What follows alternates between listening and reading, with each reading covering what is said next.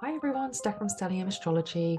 I'm here today to answer a question from one of my patrons. I think in a little personal update video recently, I mentioned that I have my South Node at 3 Capricorn. And what happens is that's where the sun transits 3 Capricorn on Christmas Day. So every Christmas Day I deal with South Node stuff.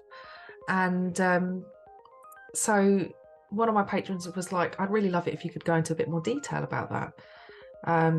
So I'm going to try. I'm going to try because for me, astrology is an unfolding, learning experience. It's ongoing. So I'm always learning and I'm sharing what I'm learning. And, some things I'm better at than others. The nodes, I am definitely, I understand to an extent. I can never understand fully any aspect of the chart because I am not, as Robert Anton Wilson would say, I don't want to be a cosmic schmuck. By saying that I am not a cosmic schmuck, I am a cosmic schmuck. And if I think I am a cosmic schmuck, then I'm not. So it's the ultimate paradox.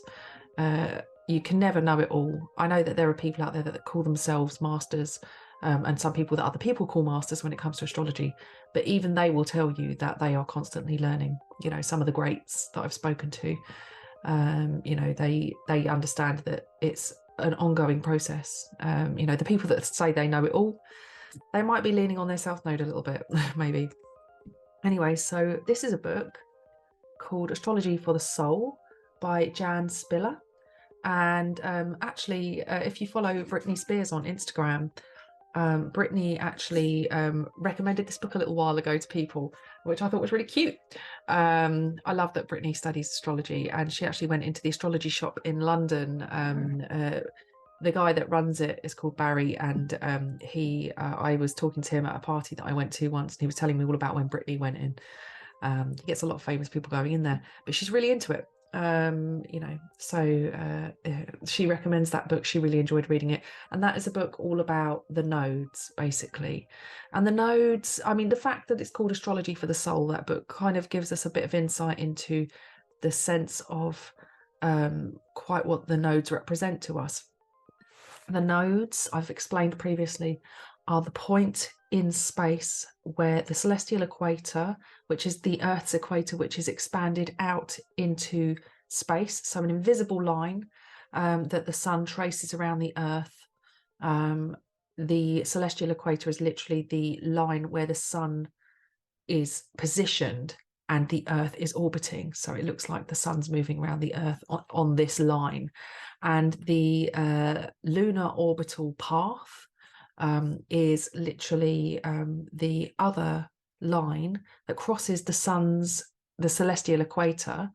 And where those lines meet is where we have the nodal points, the calculated points, where they're literally the crossover point of the sun and the moon. This is a point in space that is not visible. It's not a physical body. It's a calculated point, but it is packed with, very important, potent, life-changing stuff. And it's a very interesting area to look into. You might say actually it's extremely important, because if we think about the two areas of the natal chart which hold the most importance for us, the sun is, our identity, what we're growing towards, what we are every day, a little extra mileage towards that destination. It's almost like the light at the end of the tunnel. It's our state of our becoming. Whereas with the moon, it's about where we're coming from. It's about kind of the unconscious or subconscious behaviors, the knee-jerk reactions, the habits, family, that sense of belonging that we have. And, it's about our own personal nourishment and how we feed ourselves. It's so many layers of meaning in the symbolism for each, the sun and the moon. And it also represents our relationships with others. So, it describes our relationship with our parents. It describes our relationship with our partners. They're so multifaceted. And so the pathway of the sun and the moon, where they cross over, is going to be an extremely important point, not just for the soul's development and about our own past and future experiences, but also about our relationships with other people as well. Now, the traditional and Vedic astrologers, I believe, would look at the nodal points or the crossover points, and we know these to be the points of eclipse. So when the sun or the moon are within a certain amount of degrees, it's a bit wider, I think, the orb for eclipses. I can't be 100% sure exactly what the orb is off the top of my head, but you know, when the sun and the moon are nearby the nodes, you know that this is a point of eclipse. And as we know, there's a full moon and a new moon each month, and often literally always eclipses come in pairs. So we'll have a new moon and a full moon eclipse, and every now and again we'll have like an additional very, very wide orb eclipse as well thrown in the mix. So essentially the nodal points are really important because, as we know, eclipses are very powerful periods of evolutionary spiritual growth, basically, or spiritual evolution. And it could be testing experiences, wonderful experiences, but we find ourselves in situations where we are facing aspects of life and ourselves that perhaps maybe relationships where we're forced to look a bit harder. We can't really it's almost like there's a sense of things being a little beyond our control with these things. It's areas of fatedness almost. So they're considered karmic points if you can get on board with the concept of karma, if that's your thing. But you don't have to get on board with that, but you kind of have to acknowledge that the eclipses are very, very pivotal. And so these points in the chart describe, by transit or by natal position, you know, areas of growth. And so, you know, to go back to what I was saying about, you know, the traditional and the Vedic astrologers talking about, you know, the North Node and the South Node, the two nodes represent different areas. So they represent, you know, an area of like a benefic placement. So the nodes are known as Rahu and Ketu, or Ketu. I don't know how to pronounce it properly, but I'll just say it Rahu and Ketu because that's how I say it. Rahu is the benefic. If you want to think of benefic and malefic in terms that you can understand, think of benefic as beneficial and malefic as malicious or maleficent, maybe. But, you know, it's a traditional or a kind of an old concept that there are points which are good or bad, to put it in really basic terms. And, you know, it's not that simple, I don't think, but there definitely seems to be a sense of a softer and definitely a kind of like a point of growth, and that can be seen as like the benefic area, and then the malefic area could be seen more as like an area where we have to deal with harsher lessons maybe, or we're forced to look back at you know, some of the behaviors or the relationships that have brought us to the point that we're at. It can be about self-sabotage, about undoing progress, good progress that we've made.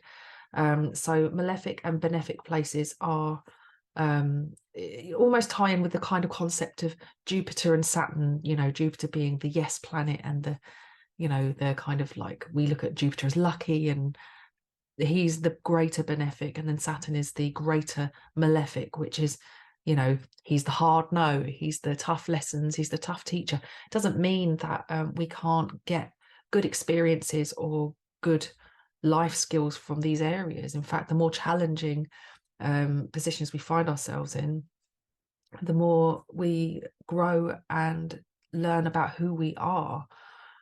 Sometimes with the luck or the benefic aspects of astrology, we can find ourselves slipping into complacency and not necessarily taking advantage of opportunities that arise. So with all of that said, if you're having trouble understanding what the nodes are in your chart, what they mean to you, let me see if I can find a little symbol for you. Hang on, so that we can, so that I can show you. Hang on. This is the North Node, this thing that looks like a little headphone here. It's literally, it's like if you've ever seen somebody who's got their septum pierced, which is their nose just here. Often ladies with a Taurus moon, I find, like to have the little ball ring put in. And yes, this is it looks exactly like that, a little circular barbell with two ball fastenings.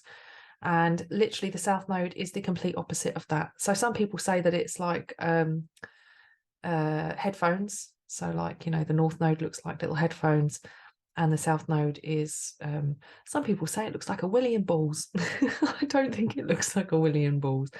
It could look like a smile with two eyes at the top. Either way, however you see it, they look exactly the same, but the symbols are flipped. So the North Node is the little headphones or the circular barbell with the little ball bearings on the bottom, and the sorry, that's the North Node, and the South Node is the circular barbell with the ball bearings on the top. Yeah, these little symbols are just so interesting to explore. Some people say the only thing you need to know about the birth chart is Chiron and the nodes. That's all you need to know to interpret the chart. And you could probably do an entire session just looking at the nodes. I think that's a really interesting, I've not attempted to do that, but I think it's a really interesting idea, and I'm not against it. I personally think that also Mercury retrograde can tie into that theory as well, being a Mercury retrograde native myself.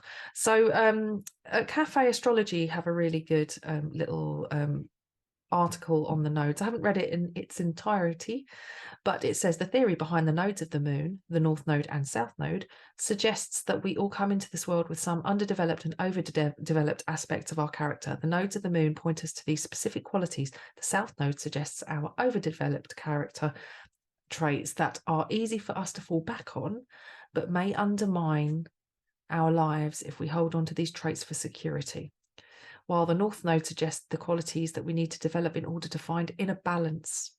And like all of the axes, there is a sense of balance about them. We can't constantly work in our MC without having to take time away and do our IC, our personal work, coming away from that most visible place and going into the least visible place to rest, recuperate, recharge, reconnect with ourselves. Same with the ascendant and descendant.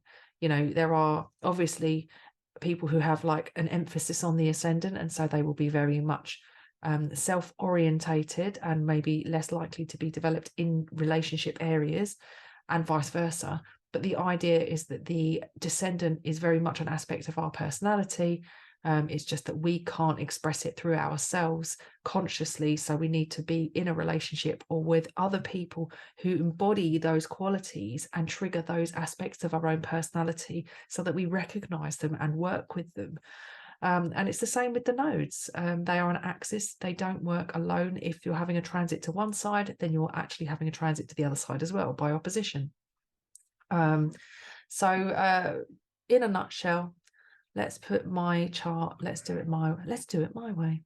So I have my North Node at 3 Cancer.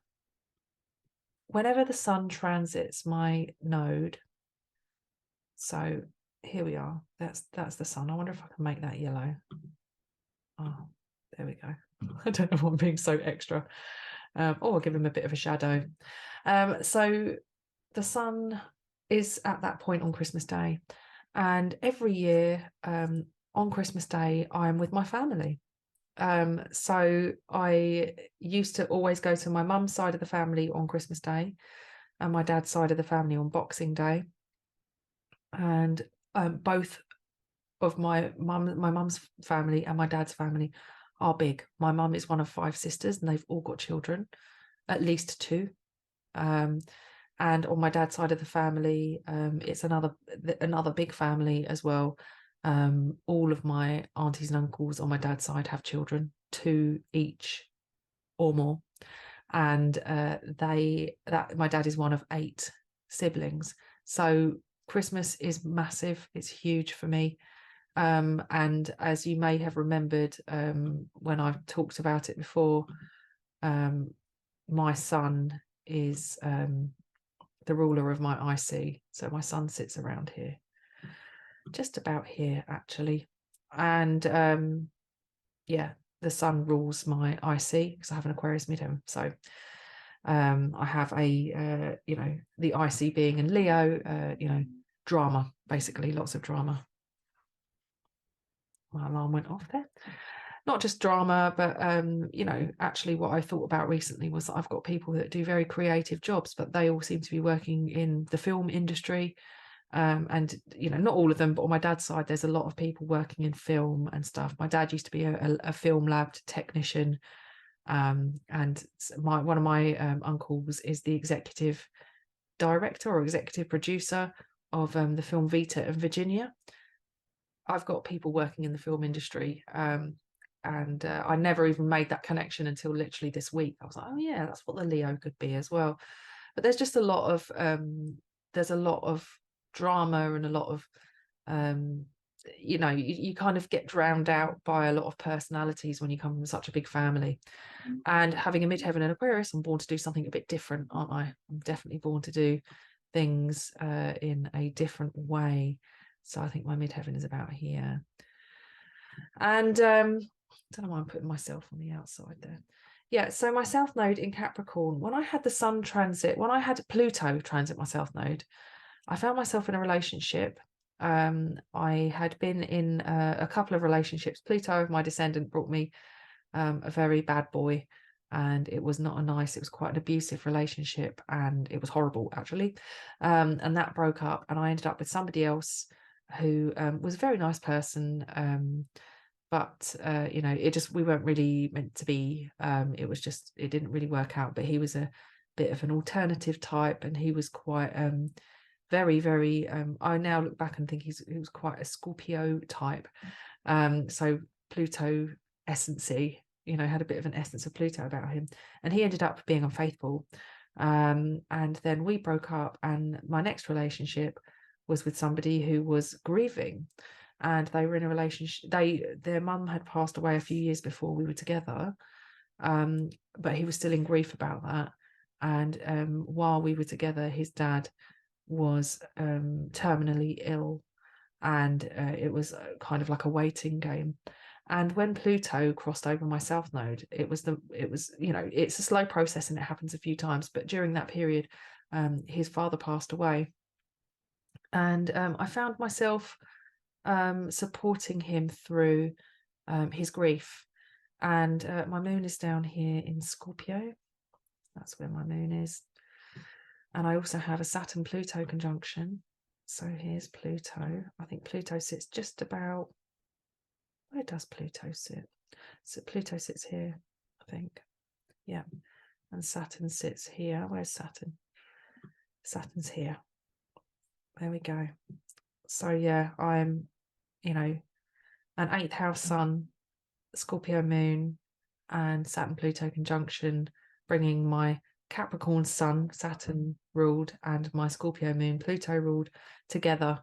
And in my south node moments, I found myself being somebody who kind of ended up being a bit of a therapist and a caregiver. And I very much cared about him and wanted to make sure he was okay. And I was very maternal towards him. It was very maternal. Interestingly, his moon was bang on my ascendant as well. So that connection was very much reciprocated in the sense that he was happy to receive that from me. So there's that, but also with the sun transiting on like Christmas Day and stuff like that,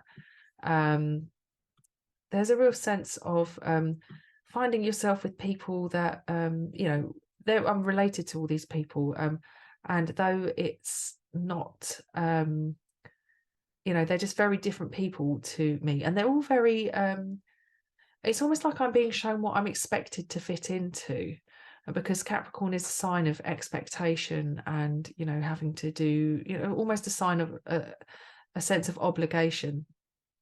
But I always find myself with stock market trader cousins, people who are doing you know, quite well at life, and doing good work with their square jobs, and they were all you know, going to uni and stuff like that, and I just didn't fit in. Obviously I've got a you know, Aquarius planets, an Aquarius stellium, and you know, I just was born to be different, and, you know, not intentionally, not trying to be extra or anything. I was just an alternative, and I always was described as the black sheep of the family, like the person who you know, was just the, you know, visibly and you know, just noticeably different, basically, and not intentionally. So yes, what I found is interesting is that I have Mercury. It was retrograde when I was born. It's square. Oh no, that's the wrong thing there. How do I put this in? So it's square to Saturn and Pluto. And yeah, when I was born, Mercury was retrograde, and literally over the past couple of years, Mercury has just, it's currently by progression, sitting about here, and so it's returned to its natal position and it's starting to cruise forward. And during this period, I really feel like I've snapped from my South Node, which was, I always leaned into jobs that were like daddy, you know, like I would be able to rely on them. I wanted to seek the approval of others, and you know, work in areas that gave me a sense of security. And so I did, you know, it's really easy for me to go for things like working for the National Health Service, or the civil service, you know, working for the government, or like local councils, local government, all of those kind of like jobs where I am somebody who, you know, it's an official, respectable job. And I found myself always doing this. And, you know, it was a strange thing to fall into these, you know, for a Capricorn, you wouldn't bat an eyelid. You'd think, okay, yeah, that's very much what Capricorn does. They do these kind of official jobs. But I just found that they were so, I was so depressed, so unhappy, but it was just easy for me to do this.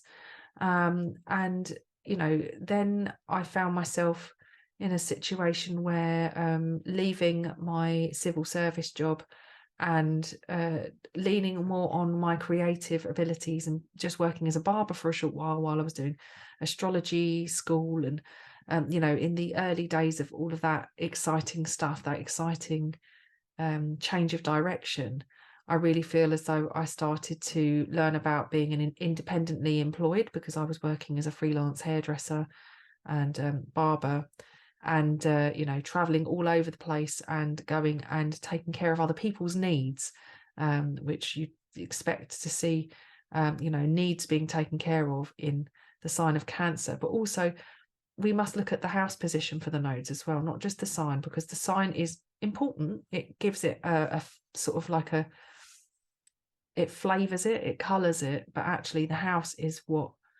how it expresses itself. And it's almost like leaning on relationships. You know, I was always in a relationship and leaning on other people, and I didn't really have a sense of identity as such, because I was always the royal we. I was always in a relationship with somebody, so I didn't spend enough time on my own to really know who I was. But the year that the boyfriend I had, the partner that I had, who lost his father when I had Pluto on my South Node, well, we broke up for a year and got back together again. But when we broke up, I spent that year single, and that's when I really got into astrology. I really learned about who I was. I discovered who I was. I booked myself in for a reading, and I decided to explore those alternatives, because I tried everything else. I'd been on depression medication and all sorts of things, and I was really unhappy. It also coincided with my Saturn return, of course. But actually, instead of leaning on, it's almost like when you're not doing what you're supposed to be doing, Saturn forces you out of it. He is the make or break guy. And basically I decided to look at I got into astrology, I got into alternative ideas, and I got into tarot, and I started being who I am. And that was through focusing on me and just doing what I love, rather than focusing on other people and doing other people that I love. So yeah, it's the house position is important, because a 1st to 7th house nodal axis is very much like an Aries Libra type thing, where we have to look at I versus us, me and you, being alone or being in a relationship, me time, and unapologetically being who you are, versus compromise and doing what other people want. And I guess it's an area where we feel drawn to, because it's the South Node, it's comfortable, it's easy. If you've always been in a relationship and you think about yourself as a relationship, if you're going to be an 8th house person about it, pooling your finances, you can have more. If you're with somebody, you can buy a house together a lot easier, and have all of that comfort and security that an earth sign craves. Or you can dare to branch out on your own, do things your own way. And I see this again echoed in the fact that now I'm a mum. I'm being pulled into the Cancerian North Node aspect of having to be very confident in your own intuition about certain aspects of bringing up a child. In fact, all aspects. You have to throw out the rule book and what's advised, and go sometimes based on purely on the way that you feel about something. And you have to be very confident about asserting your own ideas around what you want for your child. Whereas this is about breaking away from traditional ideas of parenting into doing something that is much more person-centered, and not just based around myself, but around the person that I'm caring for and what their individual needs are. So I've gone from caring for my partners in some aspect or another to becoming a mum and caring for my son. Whereas it may have been that I just fell too easily into caring for other people. You might say that this is somebody that could do nursing or whatever, and potentially I could, but it's somebody who naturally cares about looking after other people. But there has to be a sense of independence about it, because it's in that 1st house that has that Aries feel about it. And definitely I've got that Aquarius midheaven, so community, nursing possibly. Or is it going to be somebody who can give care in another way? And somebody who is Gemini ascendant, Mercury, the chart ruler, and the rest of my chart, it might describe that, being an astrologer and helping people through tough times, using my insight and my intuition to interpret their charts, and doing something that I'm passionate about, is described here in my natal chart. But I feel that the nodes really give an insight into areas where we fall into behavior patterns which can be counterproductive, where we gain a lot of experience about life and about our soul's journey, and meet people and have experiences which develop us. So the South Node can be the experiences which give us some of the most valuable progressive lessons that we're going to have, because we don't want to repeat certain mistakes, or we meet certain people that hold us back in some way, and we only learn about this through going through those experiences and learning about how valuable, for example, the South Node in Capricorn being how valuable my time really is, and how I would rather spend time than money, because money equaling time, well, what does money do for us when we have a lot of it? It frees up our time. For the Capricorn, time is the currency. So learning about how much time can be wasted makes you value what you need in order to be independent from the suffocating grasp of corporate daddy, and being an independent earning entity who is able to fulfill their need to care for other people through you know, through doing it their own way. So yeah, obviously you can't read just the one aspect of the chart without taking everything into consideration, because otherwise that's a little bit like cookbook astrology.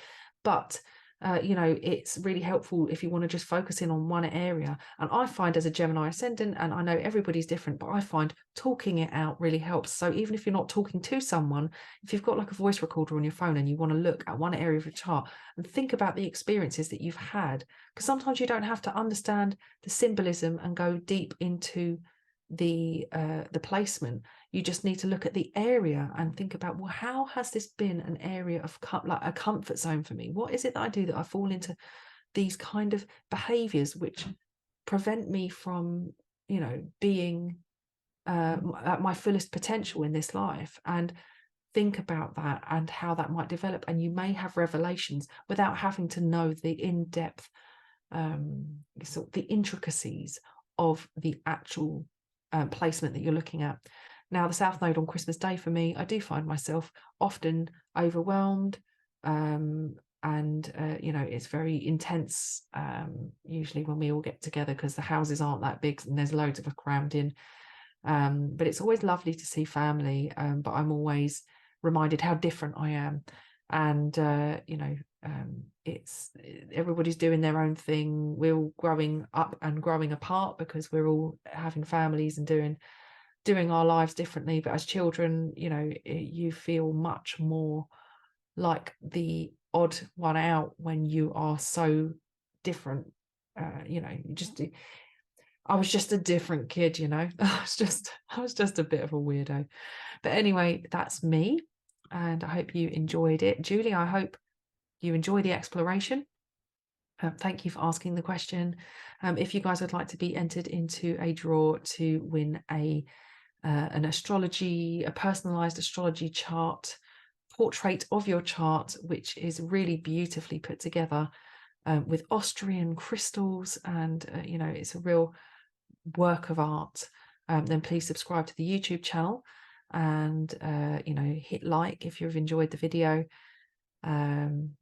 If you have a private channel, subscribe, screenshot the subscription page, email me, Stephanie at Stellium Astrology, that's STEFANIE at stelliumastrology.com, and don't forget to tell me what your YouTube handle or name is so that I can find you and at least know who you are when I'm contacting you in the draw. So yes, this beautiful chart is by Catherine Monks, and she is a sponsor of the podcast for 2023. So please do check out some of her other stuff. I've got some gorgeous works of art from her. She sent me jewelry, she sent me a compact mirror, and I've got a beautiful clock with my own birth chart and these beautiful crystals on it, and it's so stunning. I have so many people see it and they say, where did you get it? I want one. I know plenty of people that have gone and bought one after seeing mine. So you could be in for a chance of winning your own personal birth chart just by liking what I do on YouTube. If you enjoyed this video, please like it. Please comment below where your nodes are and whether you recognize you know, behaviors where you fall into self-sabotage or less favorable non-productive behavior patterns where your South Node falls, and you know, how you think that you can reach into your North Node, or whether you think you're already living it. Thanks guys, take care, and I'll speak to you next time. Bye now.